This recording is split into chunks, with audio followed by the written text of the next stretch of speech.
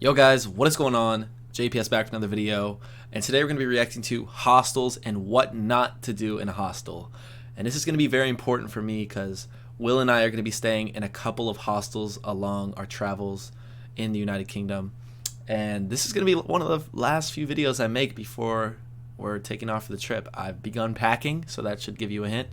So yeah, let's get right into it. Hit that like button, hit subscribe. Make sure you subscribe so you stay up to date with the trip, and you'll be able to see the vlogs when I get back. So yeah, let's get right into it. Hey there, fellow travelers. Mark here with Walter's World, and today I'm here with Tristan Kuhn, one of my former students and another YouTuber. And we've got a lot of questions over the last few months about hostels, Southeast Asia, all kinds of stuff. And we haven't done a lot of stuff in Southeast Asia, and I'm not big into hostels right now, but my buddy Tristan is. So Tristan, can you say hi to everybody? Yes, hey, how are you doing? My name's Tristan, as Mark said. Mark was a great professor, loved his class. Anyways, so... He already passed the class, so we can't kiss about now. So anyways, today we're going to be talking a little bit about hostel travels. I personally love traveling in hostels. I spent the majority of my last summer traveling in Southeast Asia, so we're going to be... So we're going to be letting you know about the don'ts of hostels. Yeah, so we're going to be letting you know a little bit about the don'ts of hostels. All right, so now I know for me, I always feel like I might be the old man in the hostels. So I think that the first thing we need to talk about is the big don't overall for hostels is don't think hostels are just for like scroungy youth backpackers. They're really for everybody now, wouldn't you say? Absolutely, I totally agree. There's many different types of hostels. There's luxury hostels, there's nice kind of boutique hostels, but there's also the typical backpack traveler youth hostel that is good for... No, but absolutely, I think hostels are good for everyone. As long as you have a good personality, you're willing to meet new people, go and explore new cities, I think hostels are great no matter what your age is. I actually got a question. If anyone has stayed in hostels, please give me some tips and let me know what your experience was like where you stayed in hostels, because when I was doing research and looking at which hostels to book, they vary so much with the ratings. Like some people were like, this was the worst experience of my life, and other people were like, oh, I made some great friends here, things like that. So let me know what your experience has been like. And that's the thing is, I know for me, like we've kind of done. It's more a good way to hotels save money though. That's a lot of the apartment primary rentals. reason. Actually, you'll see a video we do together talking about different kind of places you can stay on his channel. It's down in the link below. You can go check it out. But the thing is what's cool is not, like you said, you get luxury, you got these things, but even in normal hostels, you'll have private rooms, you'll have the old like 20-person dorm rooms and stuff like that. You'll have the ones you remember hearing about, but now that's really cool is there's so many options out there for families, for singles, for couples, all kinds of stuff. Absolutely. It's really nice. Yeah. Now, the second don't we have for hostels is, as Tristan alluded to, don't be shy. Yeah, so I think one of the best things about hostels is the wonderful social aspect they have. You know, there's so many people all kind of doing the same thing as you, just traveling, exploring, seeing a new city. So I'd say the worst thing you can do, the only bad thing you can do in a hostel is stay in your bed, just kind of hang out, not do much. Spend all the time you can in the common area in the mornings when you're getting breakfast with people. And then after that, you can go into the city, meet up with them. Hostels have lots of activities like pub crawls, bar crawls, walking tours. Because pub crawls and bar crawls are the same thing. So no, they're different. Totally different. Bars, totally pub. It's okay. Yeah. It's okay. But anyway, so when you're traveling, go check those places out. So when you're traveling, go check those places out. Go travel with the hostel. Talk to the people there. Meet them, and oftentimes they'll also have great tips for what you should do in the city. Maybe things they saw the day before. Yeah, and that's one of the best things. I know from back in my hosteling days, that was my favorite part of going to hostels. You would meet other travelers who may have just come from where you're going or where you're going to next. So one, you can meet like a travel buddy for the day to go see the sights. Also, you could be getting that first-hand information. Hey, what's going on in that town? Because you know, when you look online, I mean, stuff changes, right? Yeah, absolutely. And knowing that someone's just been there, you can learn so much, and it's cool having someone to bond with, right? Oh yeah, absolutely. Yeah. It's really cool. Yeah, I love the people that I met when I was traveling. I get to keep up with them. I've met them I friended them on Snapchat, Instagram, so I get to see what they're doing, see where they're traveling to next, and it's just great to kind of keep up and meet with people that you see when you're traveling. Yeah, it is cool. I mean, I still hang out with some of the guys that I met back in my day. It's kind of cool to see. Now, next don't we have for you is don't forget to do your research, because like Kristen said, there's so many different hostels that are out there that you really didn't know. Is it a party hostel? Is it a history hostel? Is it one that closes at 8 o'clock at night or something like that? Yeah, absolutely. So there's so many different types of hostels out there. Most of the time I stay in personally party hostels, youth hostels, or just cheap hostels. However, there are those luxury hostels, those boutique ones. Some of the coolest ones I want to stay at, and definitely probably the next time I travel is these event hostels. So they're places where the hostel's right at like the bottom of a ski resort or like by the beach, and everyone's staying there is doing the same activity, like going surfing. There's family hostels that you can stay at. So the options are out there for everyone, no matter what you're looking for. Yeah, and the thing is, you really got to read those reviews. And TripAdvisor is always good because you get a lot of different people on there, but those reviews can be kind of skewed by anybody writing what they can. If you can go to like a Bookings or something like that, where only people that actually stayed there, that paid to stay there, can write the reviews, that can help you out. I know when I was in Switzerland back in the day with the hostels in Interlaken, it's all geared towards like you go stay at this one hostel just to make sure you go do all the trips, right? And yeah, that's a great thing about it. My favorite personally, I use this Hostel World. So Hostel World is a website. Yeah. You can book any hostel in the world there pretty much, and then on top of that, you can see all the reviews that people left. They rank all the hostels based upon, there's like 7 different categories. So it's been that's where I go for my hostel information. So the fourth don't when traveling in hostels is don't be a jerk. Yep, don't be a jerk. And there's a lot of jerk things that people do in hostels. We'll just go back and forth. I'll let you go first. Throwing your stuff all over the ground. Or using someone else's bed as your staging area or packing area. Yes, and hanging. Oh no, that reminds me. I did the In-Betweeners movie 2 reaction.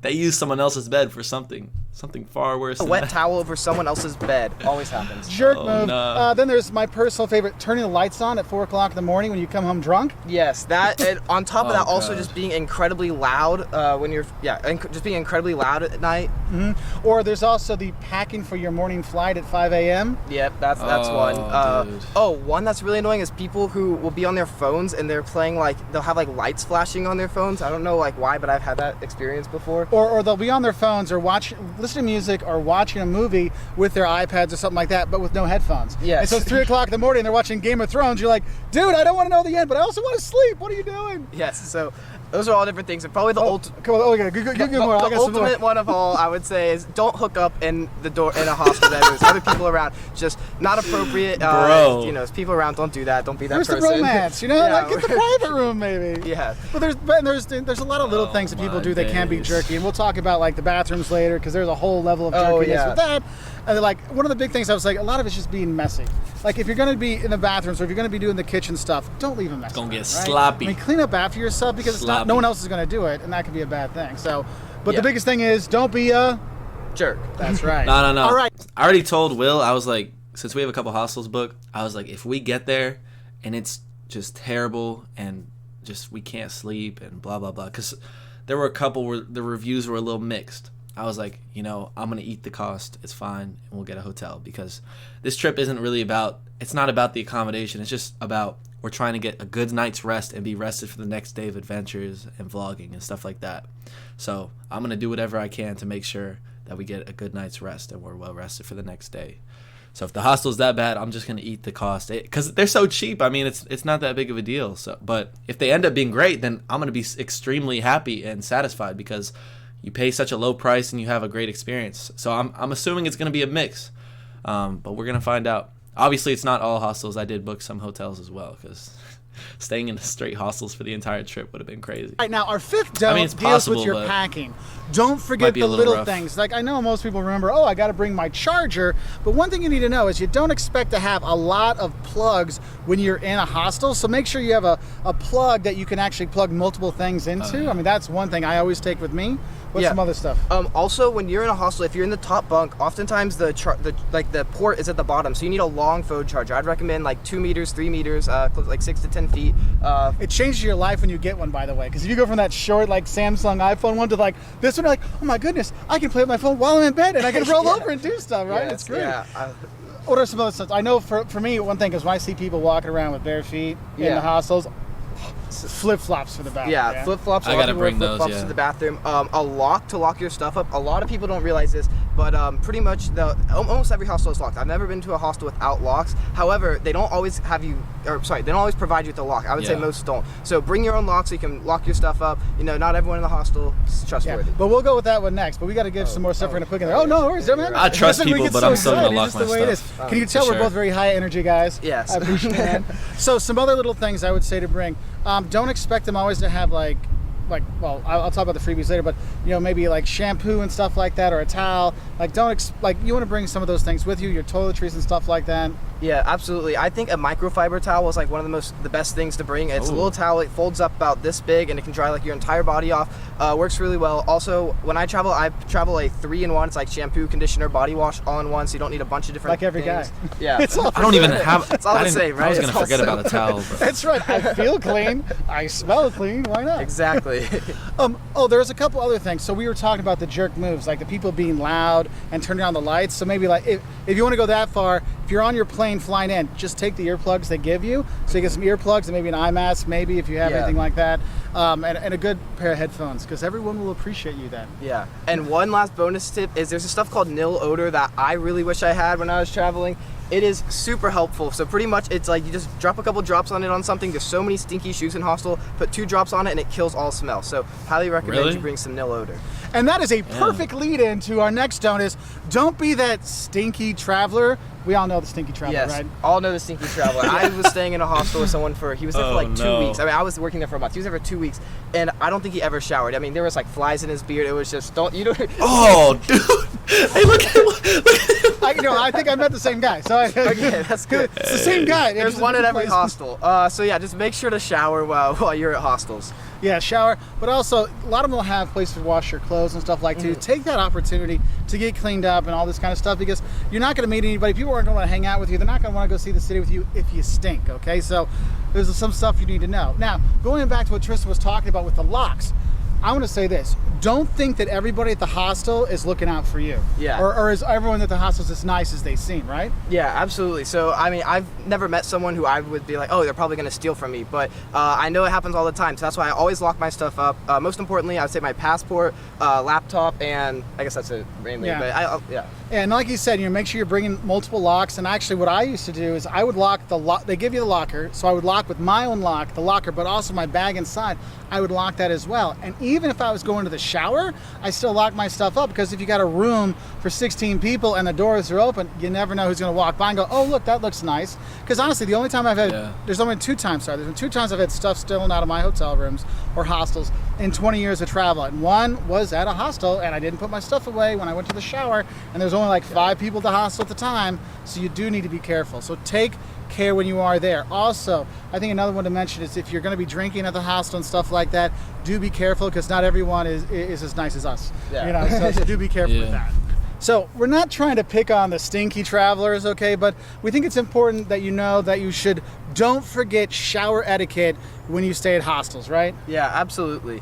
One thing I know that happened to me is I wonder how many showers are going to be there. there. Shower once, went to my room and came back, and it was gone. Don't steal people's shampoo and soap. I mean, they're washing their body with it. Yeah, I mean, you have to bring it. It's something that hostels don't provide things like towels and shampoo, so that's something that you have to bring in. I'm adding that to my list right now. Yeah, don't take that from other people. I would have forgot And another that. thing I had issues with when I was in hostels, because there's a limited number of showers and shower stalls. If you're one of those 30-minute shower people, everyone's going to hate you. So limit your time in the shower kind of stuff, so you can get out and get changed and other people can get through.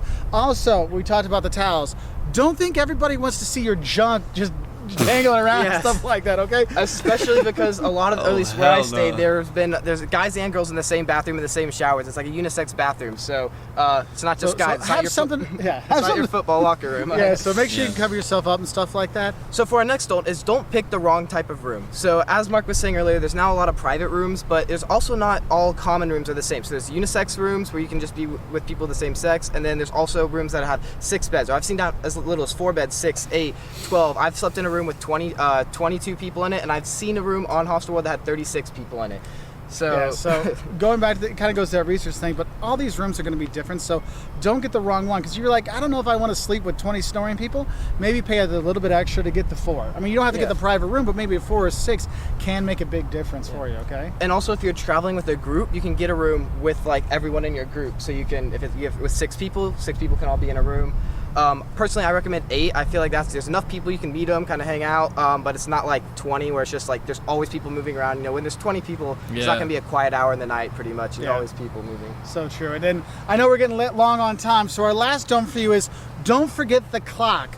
Look, hostels have different times in terms of checkout times, in terms of when you can come in, lockout times, curfews, all kinds of stuff. Now, I know like curfews aren't as popular as they used to be back in the day, but some hostels, especially some family hostels, might have a curfew that says you got to be in by 10, and they lock the doors and you're not getting in after that.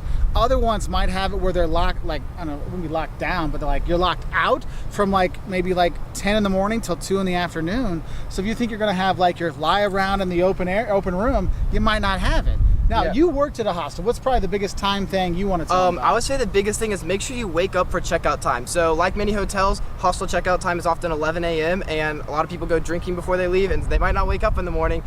So wake up, get yourself up, or else people like me, volunteers at the hostel, have to come and wake you up, get you to pack your stuff. So yeah, get up. Let's hear that. So I hope this helps you know a bit more about what you don't do when you go to a hostel. I want to thank Tristan. Thank you so much, buddy. Tell them where they can find you. Tell them where they can find you. So I have my own YouTube channel. Right. It's called Tristan. All right, Tristan, we gonna cut you off. I'm kidding. He was a nice guy. But yeah, that was a very helpful video. That actually helped me. I was gonna forget the towels. I think I might not have, but it's because hotels provide towels, so I was assuming that. I just forgot that hostels don't, but that makes sense. But yeah, that's a great video. I'm excited for my stay. Like I said, I always have the alternative plans in case the hostel doesn't work out. If one of them is like awful, like terrible, but we'll see. But yeah, with that being said, guys, I really appreciate you all watching and for all of your tips and advice that you have been providing me with over the past week or so, and even before that.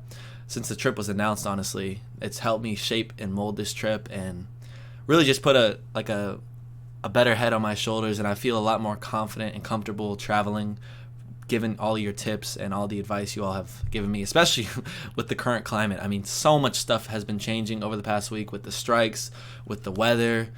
I mean, it's just so much going on. So I'm really appreciative of your advice, and it really means a lot. So thanks, everyone, and I'll catch you all in the next video.